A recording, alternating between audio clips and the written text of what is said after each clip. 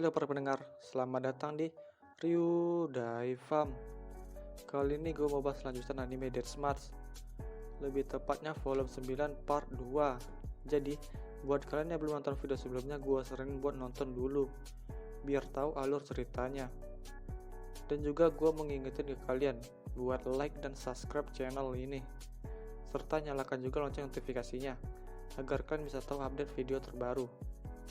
Oke, nggak perlu lama-lama lagi, langsung aja kita masuk ke pembahasannya.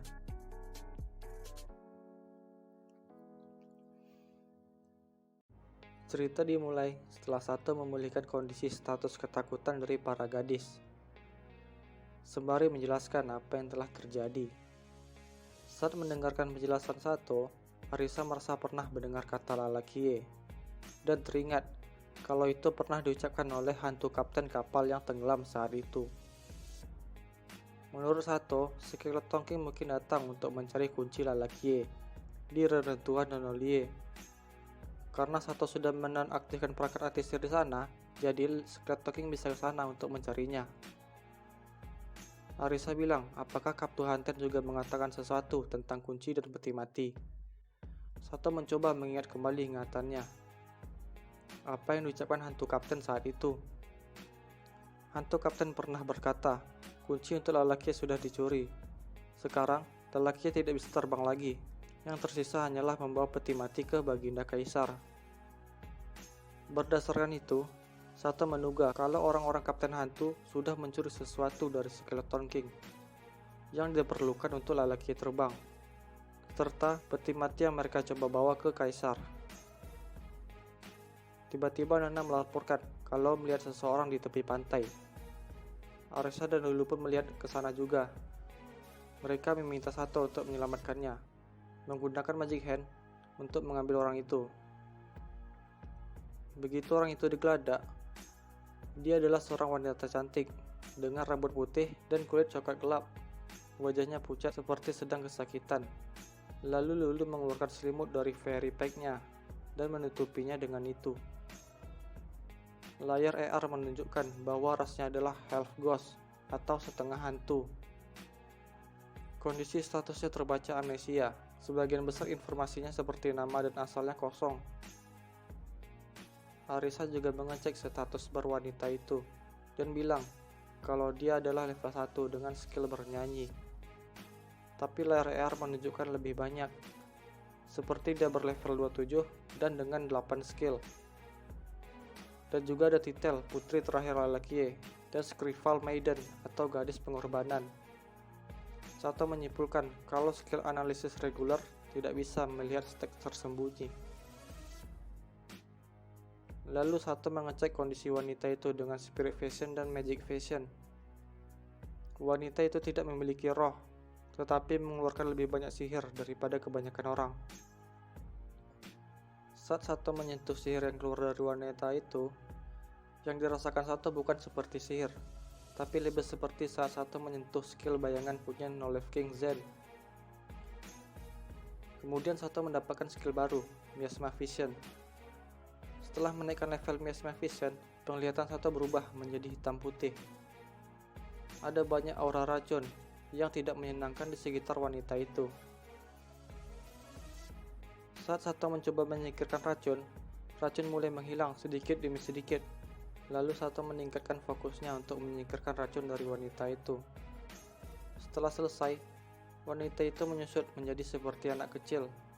Dikarenakan Nana menyukai hal-hal yang imut, Nana langsung bilang kalau dia mau memandikan dan mengganti baju gadis itu. Nana mengangkat gadis kecil itu dan membawanya ke bawah. Lalu Sato menanyakan apa yang sudah terjadi. Lulu menjelaskan kalau saat Sato menggerakkan tangannya seperti sedang menarik tali, setelah beberapa saat wanita itu mulai menyusut atau lebih tepatnya kembali memudar. Arisa menatap dengan curiga. Jadi Sato menjelaskan kalau wanita itu sedang terkena racun miasma. Sato tidak tahu mengapa menghilangkan racunnya akan mengubahnya menjadi seorang gadis kecil. Melihat dari titelnya dan racun itu, Sato mengira kalau gadis kecil itu adalah putri Skeleton King. Mungkin Skeleton King mencoba untuk mengorbankan putrinya untuk membagikan Lalakie. Kemudian Arisa bertanya, Apa pendapat Sato mengenai aksesoris rambut berbentuk kunci yang gadis itu kenakan? Sato tidak sadar tentang itu. Tiba-tiba Nana memanggil dari kabin. Sato segera ke sana dengan warp dan melihat Nana dan gadis itu yang tengah telanjang. Gadis itu sudah sadar sambil dipeluk oleh Nana. Nana bilang kalau gadis itu meminta persediaan sihir dan meminta izin untuk melanjutkan prosesnya. Nana sama sekali tidak malu tentang ketelanjangannya sendiri. Menurut layar AR, gadis kecil itu memiliki 0 MP tersisa. Sato bilang kalau Sato sendiri yang akan memberikannya, karena akan merepotkan kalau Nana kehabisan sihir juga. Seperti yang Risa bilang, ada aksesoris berbentuk kunci yang melekat pada rambutnya. Gadis itu mengambil tangan Sato dengan kedua tangannya dan mulai menggigit jari telunjuk Sato, kemudian mulai menghisapnya dengan lemah. Di layar AR, Sato melihat MP-nya mulai turun dengan lambat. Gadis kecil itu perlahan mulai menua, sampai terlihat sedikit lebih tua dari Arisa. Setelah selesai, gadis kecil itu melepas tangan Sato dan pingsan. Tiba-tiba Arisa meraih tangan Sato dan berusaha menggigit jari Sato juga. Arisa bilang kalau gadis kecil itu tampak menyukainya. Gadis-gadis lain juga mengangguk setuju dan mereka semua bersikeras untuk melakukannya juga. Liza, Lulu, dan Mia dengan lembut mencium ujung jari Sato. Pochi dan Tama menjilat jari-jari Sato seperti anak anjing dan kucing. Sedangkan Nana menghisapnya dan bilang kalau tidak ada sihir yang keluar. Serta Arisa yang menghisapnya dengan penuh nafsu bejat. Saat ini Sato tengah membaca teks kuno di dalam menu yang berjudul Rahasia Kota Bawah Air Nenek Liar. Buku itu juga berisi tentang informasi kematian peradaban Lalakie. Saat tengah membaca, gadis kecil yang pingsan tadi datang ke tempat Sato dan bilang kalau dia butuh sihir lagi. Gadis kecil mulai menghisap sihir dari jari Sato lagi. Saat menyerap sihir Sato, dia perlahan-lahan tumbuh lebih tinggi. Ketika sudah cukup sihir, Sato menanyakan nama gadis itu. Gadis itu berusaha mengingatnya, tapi dia tidak tahu.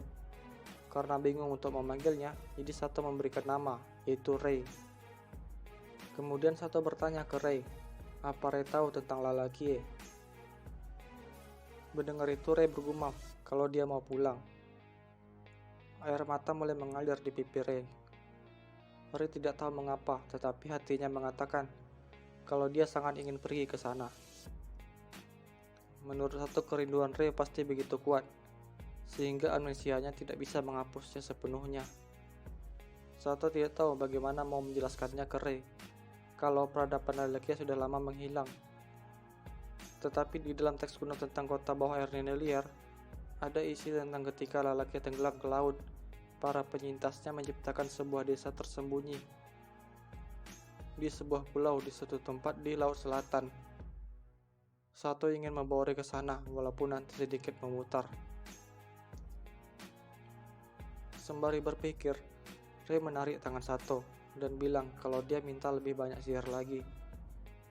Tak lama kemudian Rei kembali ke bentuk dewasanya sambil ketiduran di samping Sato. Gadis-gadis lain mulai berkumpul di sekitar Sato untuk melihat Rei.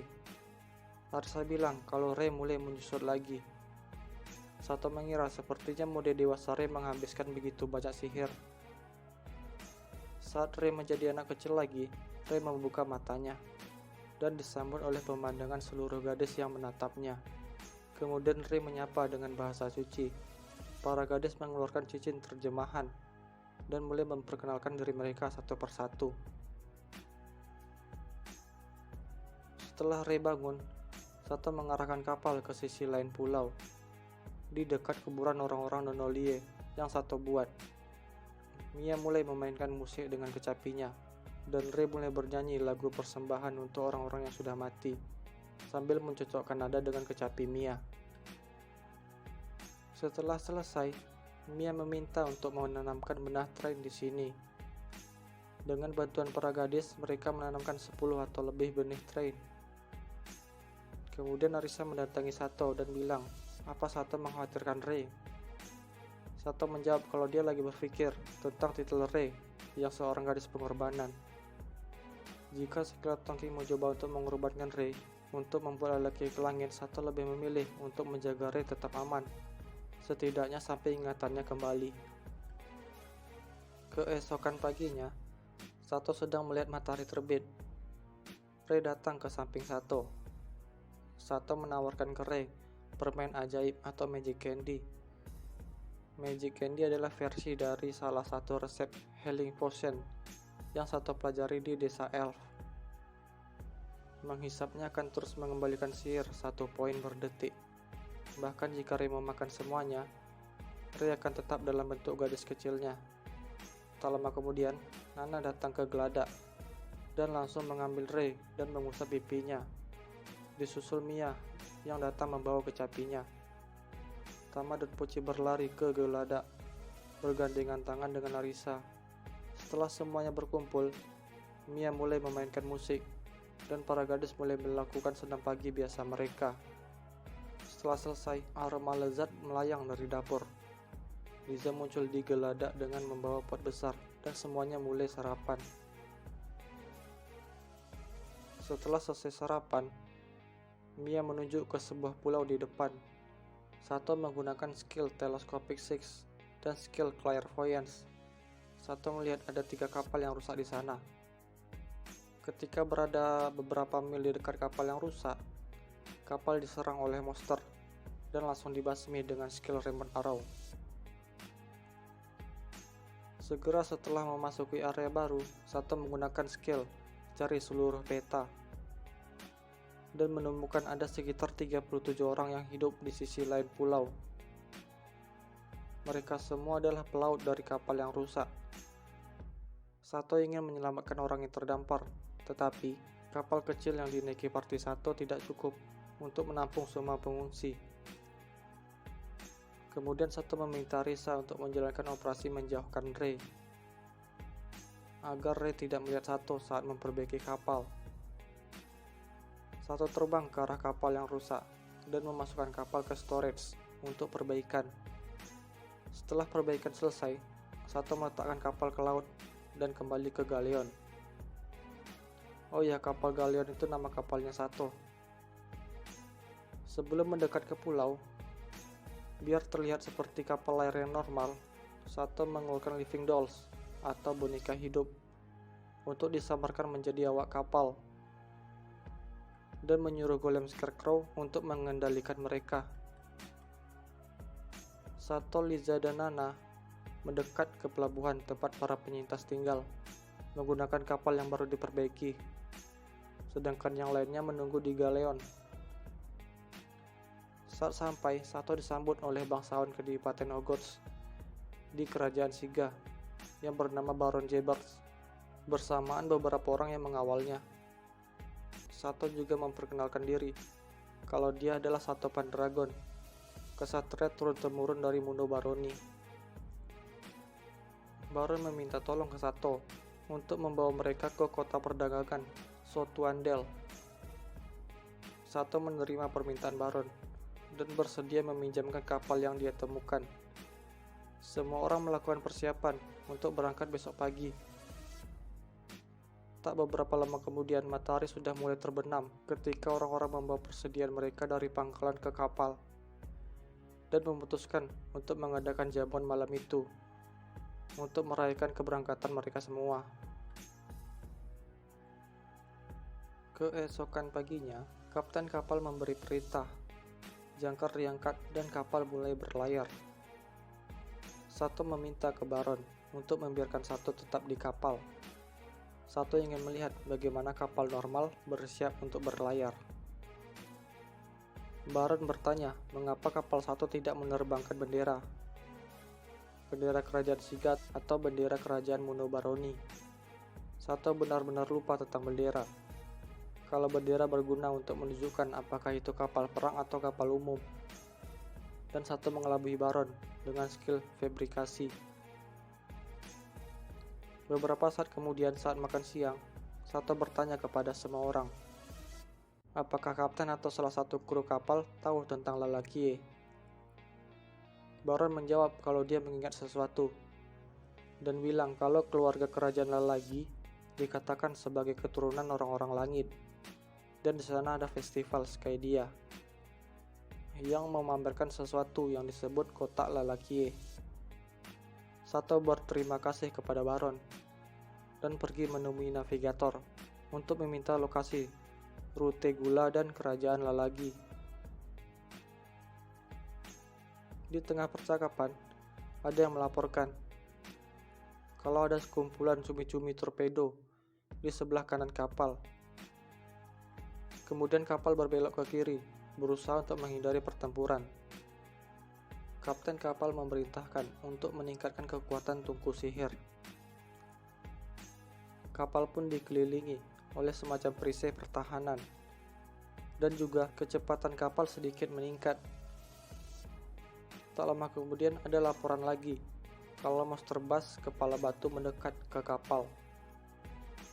Kapten kapal memberi perintah untuk meningkatkan kekuatan tungku sihir ke level maksimum dan menyuruh untuk menyiapkan magic cannon.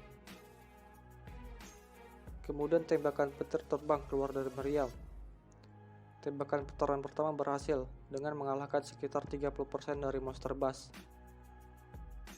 Tembakan kedua diluncurkan dan rentetan tembakan sihir melesat, berhasil untuk mengusir monster bas kepala batu. 7 hari sejak pertempuran melawan monster bas kepala batu, semuanya telah memasuki kota perdagangan Sutoandel dengan aman. Sato sudah kembali ke kapal galion setelah pertempuran itu. Kemudian Liza bilang kalau kapal pengawas pelabuhan telah memberikan sinyal untuk diizinkan masuk. Begitu sampai di pelabuhan, Tama dan Pochi melompat-lompat dengan penuh semangat sambil mencari restoran daging untuk makan siang, karena semua orang sudah bosan dengan makanan ikan. Oke, itu aja untuk video kali ini. Like dan subscribe kalau kalian suka video ini, dan juga nyalakan lonceng notifikasinya agar kalian bisa tahu update video terbaru. See you di next video, and bye bye.